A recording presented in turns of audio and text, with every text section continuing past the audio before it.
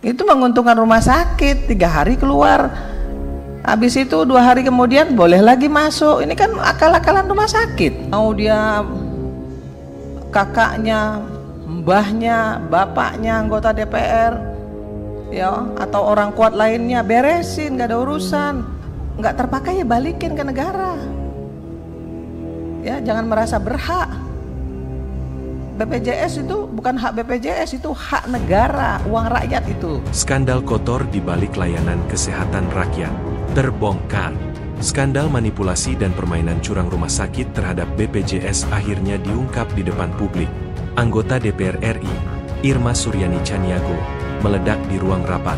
Ia buka-bukaan soal akal-akalan rumah sakit yang memanipulasi klien, main rujuk demi double tarif, hingga kong-kali-kong dengan klinik milik orang kuat dan keluarga pejabat. Pasien rawat inap 3 hari sudah disuruh pulang, tapi 2 hari kemudian bisa masuk lagi agar tarifnya 2 kali. Ini bukan cuma merugikan negara, tapi mengkhianati jutaan rakyat yang menggantungkan hidup pada BPJS Kesehatan. Irma bahkan menyebut langsung, ada klinik milik oknum keluarga anggota DPR yang diduga melakukan fraud, tapi BPJS tak berani bertindak. Dan lebih parah lagi, ada anggapan sisa dana kapitasi bisa digunakan untuk operasional. Padahal langkah ini salah. Video ini akan membongkar semua, satu persatu praktik kotor di balik layanan kesehatan yang seharusnya jadi hak rakyat. Simak selengkapnya, karena ini bukan soal BPJS yang salah, tapi siapa yang sebenarnya bermain di balik layar. Nah, saya ingin juga sampaikan nih, soal yang meningkatnya kasus pending claim setelah diverifikasi oleh verifikator BPJS sehingga mengganggu cash flow. Pernah nggak sih ini kawan-kawan rumah sakit nih berpikir kalau kalian juga banyak fraudnya? Kenapa diverifikasi ulang? Karena banyak bohongnya, banyak manipulatifnya, banyak loh, jangan salah. Tadi Pak Nur Hadi bilang 10 hari dipulangin, enggak 10 hari, 3 hari.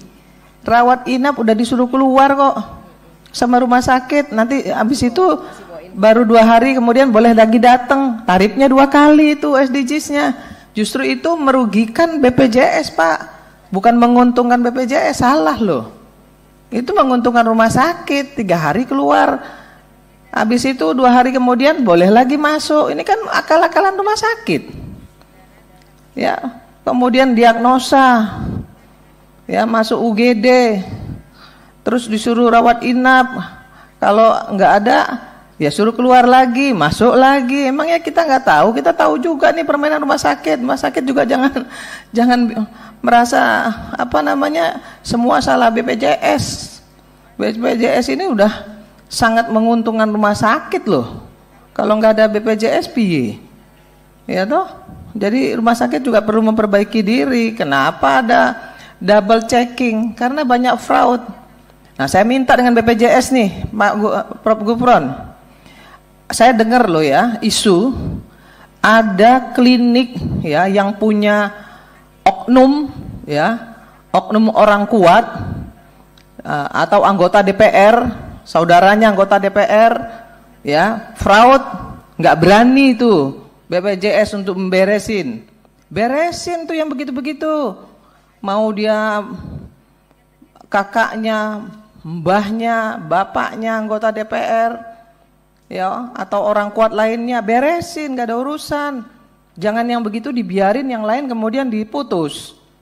Itu nggak boleh begitu tuh ya, Pak Gufron, jangan takut. Itu uang negara loh itu. Kemudian soal kapitasi, tadi mbaknya yang di ujung sana, tadi ngomong nih, bicaranya gini, sisa anggaran dari dana kapitasi yang belum digunakan oleh puskesmas adalah hak mutlak puskesmas untuk digunakan sebagai biaya kegiatan tahun berikutnya, sehingga BPJS Kesehatan tidak berhak. Lah emang itu duitmu, duit negara itu, bukan duit Anda, bukan duit puskesmas, itu duit negara. Ya, kami juga tahu anggota DPR berapa kuotanya yang dikasih, yang berobat berapa, terus sisanya dibawa main-main, dibawa liburan ke Thailand. Ya, jadi nggak boleh juga begitu. Itu uang negara, sesuai dengan kapitasimu, sesuai dengan orang yang datang ke tempatmu. Ya kalau memang itu nggak terpakai ya balikin ke negara. Ya, jangan merasa berhak. BPJS itu bukan hak BPJS, itu hak negara, uang rakyat itu. Ya, kemudian soal nih, rumah sakit swasta harus siap dengan alkes yang dibutuhkan. Jangan cuman main rujuk aja. Ya toh? Karena nggak ada alkes, ya kan, pasien BPJS diterima, alkesnya nggak cukup, kemudian dirujuk. 2 kali loh itu 2 kali pembiayaan loh itu, Prof. 2 kali loh, ya kan? Diterima nih di puskesmas kan udah tarif tuh. Kemudian nggak cukup kan, alatnya kan dirujuk lagi ke rumah sakit mana. Nah itu kan juga udah 2 kali kapitasinya, udah 2 kali tarifnya tuh. Nah makanya Kementerian Kesehatan harus melengkapi alkesnya puskesmas. Nah kadang-kadang puskesmas ini dokternya juga jam 10 datang, jam 11 pulang, jam 12 pulang. Ya kan, begitu datang dianggap aja nggak ini dokternya nggak ada. Kemudian dirujuk. Kenapa nggak ada yang nanganin?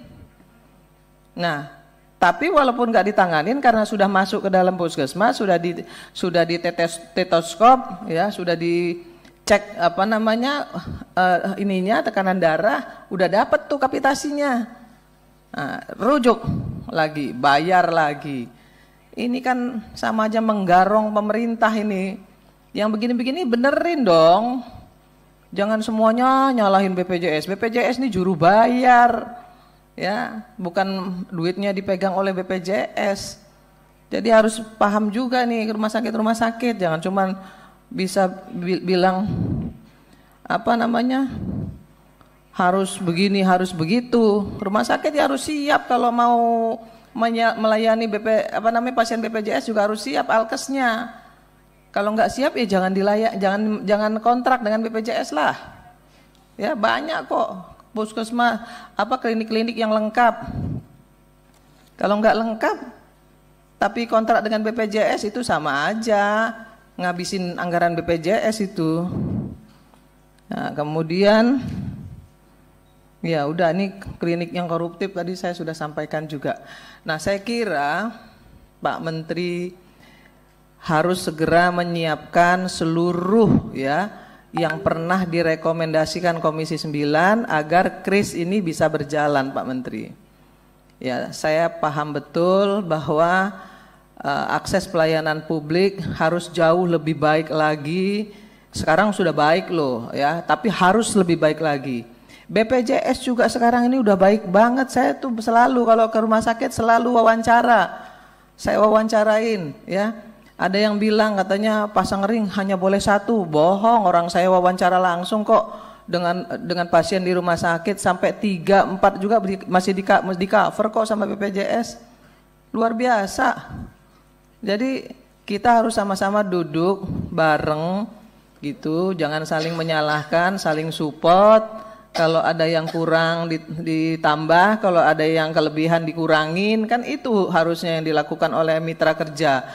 Masalahnya teman-teman ini kan semuanya berkecimpung di satu profesi yang namanya akses pelayanan kesehatan gitu ya. Jadi rumah sakit juga jangan nyalain BPJS aja, wong banyak yang korup kok ya, banyak yang klaimnya nggak bener, diagnosisnya juga salah gitu ya, terus mintanya gede gitu juga banyak. Kalau kemudian BPJS melakukan verifikasi wajar-wajar aja. Kalau sampai bilang cash flow-nya terganggu, enggak juga lah. Ya itu juga ngecap itu kalau sampai bilang terganggu dan lain sebagainya. Kecuali kalau yang enggak dibayarkan itu lebih dari 50% gitu. Oke lah terganggu. Kalau cuma 10% enggak terganggu lah itu. Ya enggak usah berlebihan juga lah ya. Dalam rangka melayani kebutuhan akses pelayanan publik.